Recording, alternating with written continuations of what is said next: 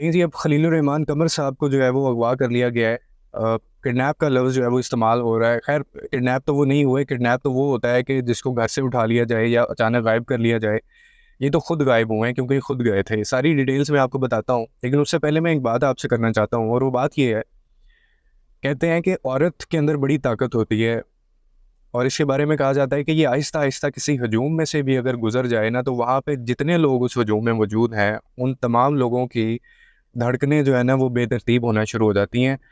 और आपको इस औरत के पीछे या लड़की के पीछे एक 12 साल के बच्चे से लेकर 90 साल के बाबे तक को आप इसके लिए पागल होता देखेंगे। और ये उनको भी, यानी उनकी जो धड़कनें हैं उनको तरतीब उनकी इधर उधर करने की भी सलाहियत ये रखती है। अब खलीलुर रहमान कमर साहब जो हैं, मैं हैरान एक चीज़ पे हो रहा हूँ कि जो बंदा हमें खुद बताता था, जो खुद समझाता था हमें, कि एक्सपोज़ करता था, और उनकी बातें, उनके मौक़िफ़ ठीक होते थे औरत या लड़की के बारे में, फिर खुद वो इस जाल में कैसे फँस सकते हैं। तो इससे फिर ये साबित हुई बात कि औरत जो है वो कुछ भी करवा सकती है और कुछ भी कर सकती है। अब बात ये है, जो दूसरी बात मैं आपसे करना चाहता हूँ, अभी आते हैं उनकी तरफ भी कि हुआ क्या है। एक चीज़ का मुझे जो है ना वो गिला है खलीलुर रहमान कमर से। मैं सारी बातें उनकी मान लेता हूँ, मैं सारी चीज़ें उनकी उन पे मैं आए भी करता हूँ, मैं एडमिट भी करता हूँ, लेकिन एक चीज़ है जो वो शायद करते थे और वो उनके आगे सामने आया है। कहते हैं कि जो गुरूर और तकब्बुर और जो अकड़ होती है ना, वो अल्लाह ने सिर्फ़ अपने लिए रखी हुई है, और ये किसी और पे जचती नहीं है। ये अल्लाह की शान है, सिर्फ़ ये उसी के शान पे जचती है। तकब्बुर, गुरूर और ये जो अकड़ है, ये उसी पे जचती है। इंसानों का, आपका, मेरा ये काम नहीं है। खलीलुर रहमान कमर साहब जो हैं, वो अक्सर आपको बड़े दबंग अंदाज़ में बोल्ड थे, बहुत बोलते थे, और अक्सर प्रोग्राम्स में रिसेंटली उन्होंने एक वायरल हुआ क्लिप जिसके अंदर वो जाहिल वाला, तागूत वाला मामला हुआ। उसके बाद फिर उनका एक और इंटरव्यू आया, और उसके बाद भी उनका वही उस तरह से बोल्ड जो था, बोल्डनेस उनकी वैसे ही थी। और वैसे भी आप इनको अगर इंटरव्यूज़ में भी आप इनको सुने, तो इनका एक अलग अंदाज़ होता है। सिगरेट इन्होंने हाथ में लगाई होती है इंटरव्यू के दौरान, और वो बड़े हशाश बशाश तरीके से वो धुआं निकाल रहे होते हैं उसका, और बड़ा इनके लहजे के अंदर भी सख्ती हमेशा आपको नज़र आई है, सुनाई दी है आपको। मेरे ख़्याल में ये इंसान में चीज़ें नहीं होनी चाहिए। और साथ, वक्त के साथ साथ जैसे आप बूढ़े हो रहे होते हैं ना, डिक्लाइन में जा रहे होते हैं, तो खलीलुर रहमान कमर का जो एक अंदाज़ है, बेशक वो हम कह लें कि दिल के अच्छे हैं, जो मर्ज़ी है, लेकिन जो अकड़ और गुरूर और तकब्बुर होता है ना, वो आपको कभी ना कभी ले डूबता है, मैं आपको बताऊँ। और वो इसीलिए कि ये आपके लिए है ही नहीं। ये आपको सूट नहीं करता, ये मुझे सूट नहीं करता, ये हमारे लिए चीज़ें ठीक नहीं हैं। ना हमारी ज़ात के लिए, ना हमारी ज़िंदगी में मामलात के लिए।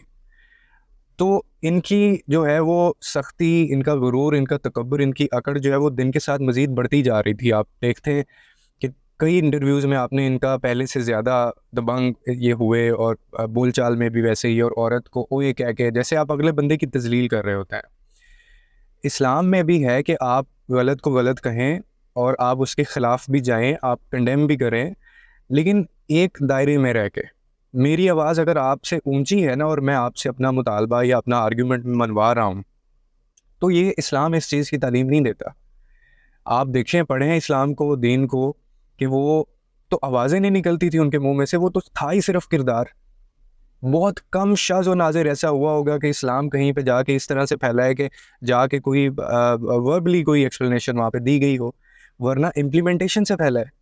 यानी किरदार होता था, अमल होता था, या एग्ज़ाम्पल्स होती थी, लीड बाय एग्ज़ाम्पल। हमारे प्रॉफ़िट की भी यही लेगेसी थी, हज़रत उमर की भी यही लेगेसी थी, हज़रत अबू बकर की भी यही लेगेसी थी, और ये जितने भी अहले बैत हैं उनकी भी यही लेगेसी थी। मुँह से तो ये लोग बोलते ही नहीं थे, करके दिखाते थे, और बाद में लोग यकीन करते थे, लोग खुद आके इन इस्लाम कबूल कर लिया करते थे। खैर, ये अलग अलग बहस है। तो मैं बात सिर्फ़ ये बताना चाह रहा हूँ कि जब तक आपके रवैये के अंदर ये चीज़ें नहीं आएँगी ना, आप अपने घर वालों को भी अपने मुताबिक नहीं कर सकते, बाहर तो बड़ी दूर की बात है। आप अपने घर वालों को भी मना नहीं सकते, आप अपने भाई को एक पेज पे नहीं लेके आ सकते, जब तक आप अपनी आवाज़ नीचे, लहज़ा आपका थोड़ा ऐसा हो, और आपका रवैया ऐसा हो कि लोगों को, भाई लोग सुनने की पोज़ीशन में आएँ। ये जो मामला हुआ है, वैसे तो अल्लाह जानता है कि क्या हुआ होगा, क्या नहीं हुआ होगा, लेकिन जो इन्फॉर्मेशंस आ रही हैं, उसके मुताबिक एक कॉल आती है खलीलुर रहमान कमर को, और वो कोई खातून होती हैं, या वो कोई लेडी या लड़की होती है, और वो कहती है, मैं आपके साथ ड्रामा करना चाहती हूँ, और मेरे पास कुछ आइडियाज़ हैं, तो आप मुझसे मिलने आएँ, मैं आपसे मिलना चाहती हूँ। तो ये सुबह के 4 बजे घर चले जाते हैं उस खातून के। अब मैं हैरान इस चीज़ पे हूँ कि एक बंदा जो इतना बोलता है खिलाफ उन चीज़ों के, जो दूसरों को समझाता है, जो उस ज़ात को एक्सपोज़ कर कर के दूसरों को बताता रहा, वो खुद कैसे ऐसे ट्रैप हो सकता है? वो खुद ऐसे कैसे इतनी जल्दी ट्रेस हो सकता है? कौन-सी ऐसी चीज़ थी जो आप इतनी जल्दी वहाँ पे चले गए? कौन-सी ऐसी बेचैनी थी कि आपसे जो है वो सुबह होने तक का इंतज़ार नहीं हुआ? जो भी, और मुझे ये लगता है कि कॉल के दौरान कोई ना कोई ऐसी शनाशाई जो है ना, वो पैदा की गई होगी, जिसकी वजह से इंसान ऐसा फ़ैसला करता है या मिलने चला जाता है। तो ख़ैर वो चले गए, और जब वो वहाँ पे गए हैं और वहाँ पे जाके उनको फिर वो मारा जाता है, किडनैप कर लिया जाता है, मार-पीट के उनको फिर छोड़ दिया जाता है। अब वजह इसकी कोई भी हो, बड़ी अंडरस्टूड सी बात है कि आप बहुत ज़्यादा बोल्ड थे, आप टीवी के ऊपर आपके ना जाने कब किसी की देखें, हम जिस माशरे में रह रहे हैं ना, कुछ बहुत गैरत वाले लोग होते हैं। अब ये वो दुनिया नहीं है कि आप उठें, माइक पकड़े, टीवी पे आएँ और आप पूरी जो है वो धरती की औरतों को आप कह दें कि ये जाहिल हैं, ये ऐसी हैं, ये वैसी हैं, ये ऐसी करती है, वो वैसी करती है। माएँ-बहनें होती हैं सबकी, और सबको अपनी इज़्ज़त का भी ख़्याल होता है। और फिर आपका ये कंटिन्यूअसली ये रवैया चल रहा हो। मैं ये खिलाफ उनके बात नहीं कर रहा हूँ, मैं एक चीज़ समझा रहा हूँ आपको कि आप सारी बातें छोड़ दें, ये सिर्फ़ मुझे ये लगता है कि ये उनके गुरूर, तकब्बुर और उनकी जो अकड़ है, ये उसका नतीजा है, जो उनके साथ हुआ है। कोई ना कोई मामला होगा, बाकी अल्लाह जानता है, हमें इस चीज़ में इतना ज़्यादा वो मुनासिब नहीं है कि हम इस पे इतनी ज़्यादा बात करें। और मैंने भी आपको सिर्फ़ जो मेरे पास इन्फॉर्मेशन है मैंने आपको बताई है, लेकिन मैंने एक चीज़ में अपना ओपिनियन ज़रूर दिया है कि मैं, और फिर देखें लोग हँसते हैं। आप जब अपना गुरूर, तकब्बुर, अकड़ लेके चल रहे होते हैं ना, तो फिर लोग भी आपके साथ कोई ऐसा मामला हो जाए, ऐसा मौका हो जाए, फिर लोग हँसते हैं। अब देखें लोग मीम्स बना रहे हैं, कितना सीरियस मामला है ये। और मैं मज़म्मत करता हूँ, ये नहीं होना चाहिए, हमारी सोसाइटी में इस चीज़ की गुंजाइश नहीं है, ये एक्सेप्टेबल नहीं है। लेकिन लोग हँस रहे हैं, लोग मीम बना रहे हैं, और लोग ऐसे जैसे खुश हो रहे हैं। अब वो खुश क्यों हो रहे हैं? वो इसलिए हो रहे हैं कि आपका जो रवैया था या आपकी जो प्रेज़ेंटेशन थी, वो शायद उस तरह से अप टू द मार्क नहीं थी जैसे होनी चाहिए। कितने सारे आप ऐसे लोगों को जानते हैं जो बड़ी बोल्ड बातें करते हैं, लेकिन उनका लहज़ा ऐसे होता है कि लोग उनको सुनते भी हैं और लोगों को उनसे कोई मसला नहीं होता। तो आपको इसके दरमियान थोड़ा-सा फ़र्क महसूस करना है। आपको इन चीज़ों को थोड़ा-सा समझना है कि आपको अगर अल्लाह ने बोलने की हिम्मत दे दी है या आपके पास नॉलेज है, तो आप उसको झाड़ना नहीं शुरू कर देंगे। आप लोगों को इस मतलब इतना मजबूर नहीं करना शुरू कर देंगे कि वो आपके जितने भी कॉन्सेप्ट्स हैं उनको मानें।